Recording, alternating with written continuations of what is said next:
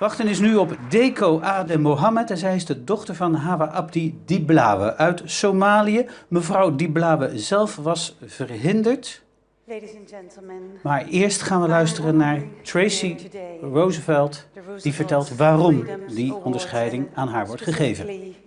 The Freedom from Want Award, which will be given today to Dr. Hawa Abdi Dhiblawe, represented today by her marvelous daughter, Dr. Dego Aden Mohamed. Thank you for being here. In 2011, I visited the world's largest refugee camp, located in an arid portion of eastern Kenya, near the small Somali border, in order to create a documentary for the Dutch Refugee Foundation. Ik vergiste mij, het is niet Tracy Roosevelt, u kijkt natuurlijk naar Penille La Lau. Zij is, en u luistert naar Penille La Lau, zij is hier niet alleen omdat zij presentatrice is van de RTL, maar zij is ook voorzitter van de stichting Vluchteling. Its inhabitants were, and still are, mainly Somali. Seeing malnourished children, starving children, holding their arms and their legs in my hands, brittle as matches, and talking to their desperate parents, struck my heart with indignation and anger at the same time.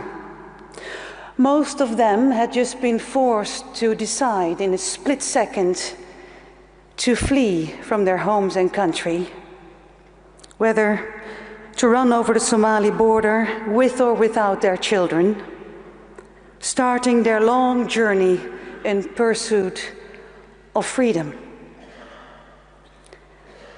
Walking 100 kilometers on bare feet, crossing land inhabited with lions, and having no food to survive on. Dadaab refugee camp was constructed in 1992 to host 90,000 people. Right now, today, the camp is the home of 460,000 inhabitants.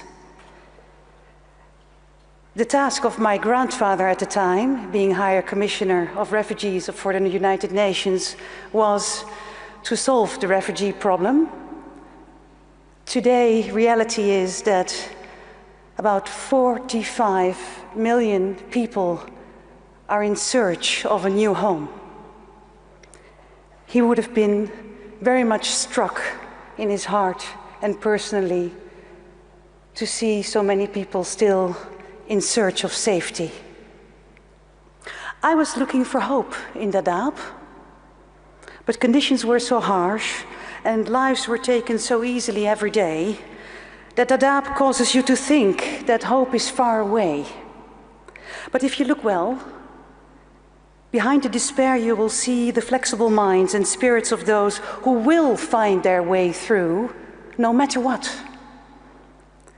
Hope was present in the eyes of the people when you gave them a smile,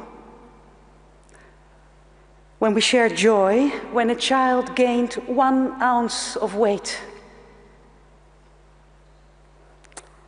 Hope was the main important factor to keep people fighting for their lives. Hope for a future is what makes people today in Dadaab to want to go to school and to study and create a life.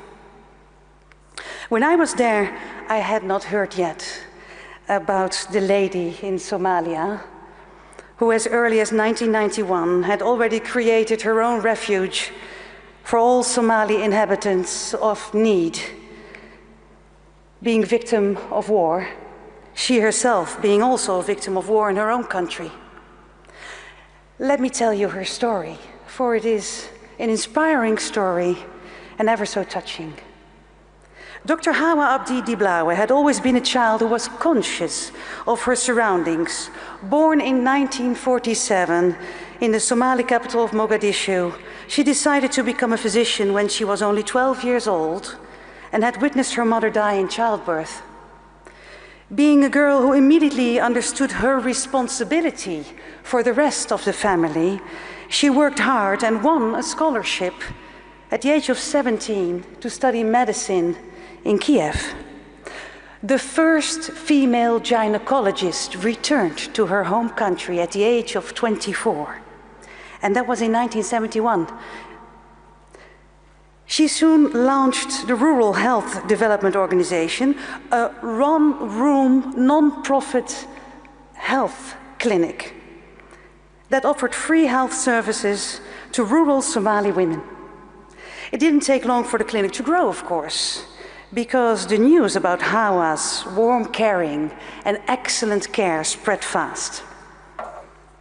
When the catastrophic events of the early 1990s in Somalia came and turned into a brutal civil war, and finally famine, Dr. Hawa Abdi Dhiblawe opened her house to anyone who needed help, who needed care, no matter what clan you would come from.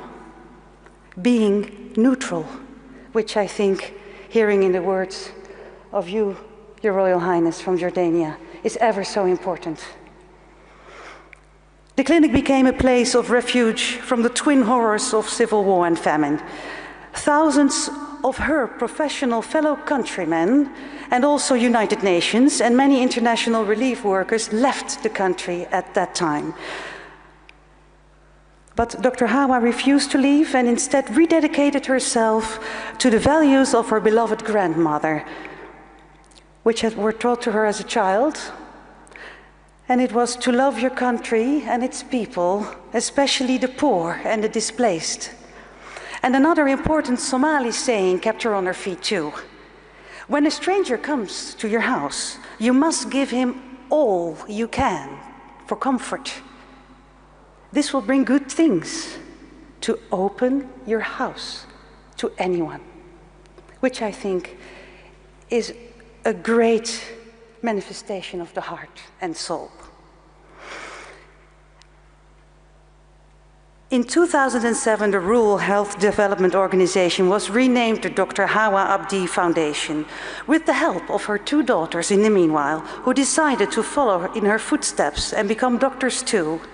As well as donations from an increasingly appreciative world, the clinic expanded to become a 400-bed hospital with 3 operating rooms, supported by staff of 6 other physicians and more than 40 nurses. A school was built, an adult education center that offered literacy and nutrition classes for women.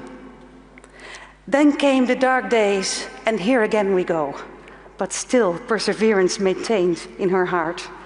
Those days of 2010, when the compound came under an attack launched by a local warlord, threatened at gunpoint and held captive for a week while members of the militia ransacked and destroyed much of the hospital and the complete camp, Dr. Hawa refused to give in to her demands or to leave. No, instead of that, she said, if I must die, I will die with your people and with dignity. Showing no fear, Dr. Hawa Abdi confronted her captors with a simple question. What had they done for the Somali people and for their country? Inspired by her extraordinary courage, hundreds of women from the sprawling camp rose up in protest, and amazingly, the militants backed down and left, but of course, not before she demanded, and also got, a written apology from their leader. Well done. Since then, Dr. Hawa Abdi and her fellow workers have continued to provide healthcare, food, and clean water to the tens of thousands seeking refuge.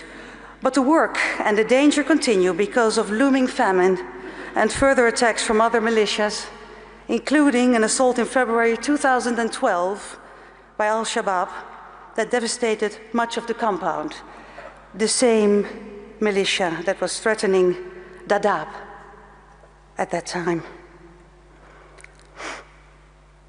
Dr. Hawa Abdi Dhiblawe, reading your memoirs called Keeping Hope Alive, it's ever so clear that you are the living example of keeping that hope alive, not only in your own inner spirit, but also for all the people around you. And I'm saying this here aloud, for sure, in her heart and thought she will be here, through you, Dr. Dego. Your courage, your wisdom, and struggle for life are a beacon to many others.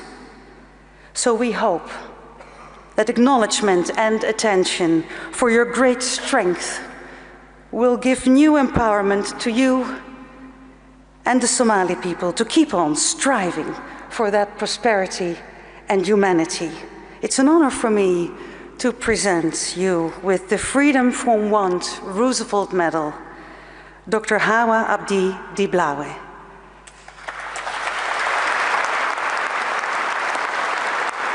Mevrouw Dhiblawe zelf uit Somalië, die kon qua gezondheid de lange reis naar Nederland niet maken. Vandaar dat we haar dochter Dego zien. En haar dochter Dego is zelf trouwens ook arts in datzelfde vluchtelingenkamp. Penille La Lau. And the director of Stichting Vluchteling, Tineke Seelen, will give you the medal to bring to your mother.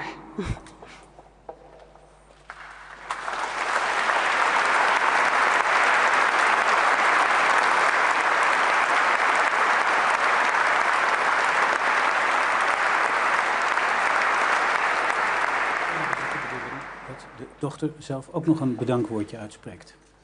Wow. I'm speechless. Thank you so much. Good afternoon, ladies and gentlemen, and Royal Highness. I have never been in my life with a room with the Royal Highness, so it's a good, exciting for me. So thank you for Roosevelt Institute. Thank you for honoring my mother. This award captures her spirit, her wanting to change of the world and her war in Somalia. I am a living proof for her work. She raised me, educated me, raised me to be free, speaking free on my mind, worshiping whatever I want and the way I want. And I'm her proof of living. And she raised not only me, thousands of Somali young girls and boys, protecting us to save from the danger, from the rape, from the cutting, and from the terrible things going on in Somalia. We grow up to be free in the village of hope, Dr. Hawa Abdi village. We grow up to be strong and to be our voice, to be strong as a woman, as a leader, as the future of the country, as the future of Somalia and whole in Africa. We are very pleased to honor and took this great honor award to my mother and to present her and say, I'm very proud of you. Again, you have done it. I'm very proud of her to teaching her people. You can be a leader as a woman. Also, you can be a mother and teaching her our young boys who's bringing my country the terrible war and destroying our people to say, hey, you have to apologize. Of course, you attacked my hospital, you destroyed your own people, but still you have to learn to forgive and to say sorry for what you have done. And it was a great lesson to all of us and to be a great leader. I wish she could be here, and she wishes to be here with you.